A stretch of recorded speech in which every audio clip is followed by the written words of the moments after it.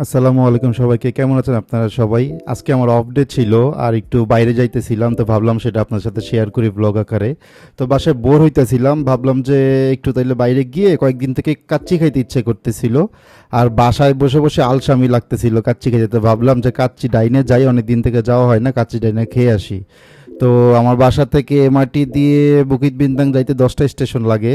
তো ভাবলাম যে একা যেহেতু, আস্তে আস্তে কানে হেডফোন দিয়ে এমআরটি দিয়ে চলে যাই বুকিত বিন্তাং। তো বুকিত বিন্তাংয়ে চলে আসলাম। আর বুকিত বিন্তাং কিন্তু এমন একটা জায়গা, মালয়েশিয়ার মোস্ট হ্যাপেনিং প্লেস হইলো এই বুকিত বিন্তাং। আর এই কাচ্চি ডাইনটা কিন্তু এখানেই অবস্থিত। অনেকেই জানেন বা অনেকেই জানেন না, জাস্ট জেনারেল ইনফরমেশন দিলাম। তো এখান থেকে আমরা সরাসরি, আমরা বলতে আমি একাই ছিলাম, মাঝে মাঝে একা ঘুরতেও কিন্তু ভালো লাগে, ঘুরে দেখবেন। আর এখানে এই যে কাচ্চি ডাইনে চলে আসলাম।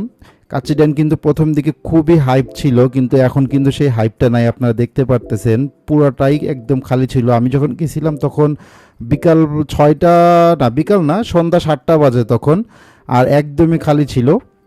প্রথম দিকে যে হাইপটা ছিল সেই হাইপটা কিন্তু এখন নাই। তো আমি বলবো আপনাদের যে যে কোনো কিছু যখন ওপেন হয় হাইপ একটু বেশি থাকে, তো আমি বলবো যে তখন না গিয়ে পরে যাবেন, তাহলে একটা ভালো সার্ভিস এবং ফুডও ভালো পাবেন। প্রথম দিকে কিন্তু ভালো ফুড বা সার্ভিস কোনোটাই পাবেন না। তো তাদের মেনুতে কিন্তু অনেকগুলো আইটেমই ছিল না, যেমন দম বিরিয়ানি, তারপর খিচুড়ি, এই আইটেমগুলো ছিল না। তাদের যেহেতু মেন বাসমতি সেটাই ছিল, তো সিঙ্গেল ছিল 22 রিঙ্গিত। আর যদি আপনি বুরহানিয়ার ফিরনি সহ নেন তাহলে 28 রিঙ্গিত। যদিও আমার বুরহানিয়ার ফিরনি খাওয়ার কোনো প্ল্যান ছিল না, বাট দেখলাম যে 6 রিঙ্গিতের সাথে ফিরনি আর বুরহানি যেহেতু, তো সেটাই নিলাম।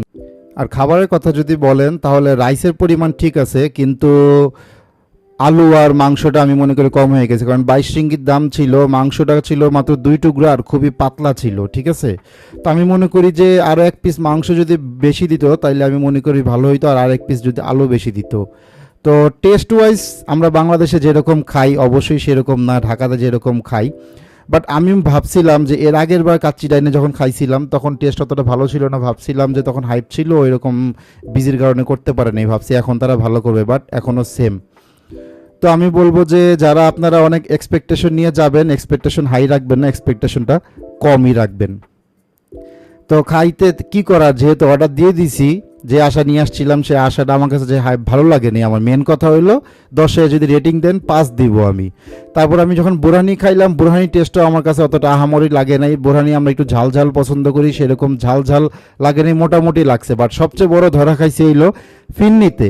কারণ বলছে ফিন্নি, যখন আমি বাইট নিলাম, যখন আমি চামিচ দিয়ে খাইলাম তখন আমি সন্দেহ হইলো এটা তো ফিন্নি না। পরে দ্বিতীয়বার যখন খাইলাম মনে হইলাম আরে এটা তো পুরা হইলো